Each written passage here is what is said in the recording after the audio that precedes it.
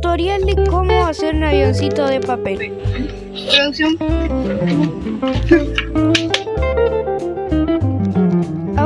Ahora vamos a doblar el papel, que te quede así. Después lo tenemos que desdoblar como lo teníamos al principio.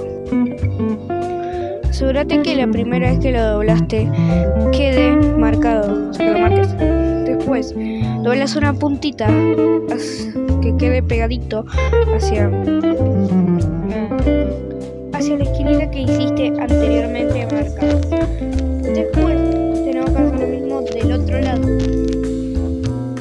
Después que ya tengas eso, lo vas a doblar como estado inicial que hiciste anteriormente, pero le vamos a hacer ahora las hélices.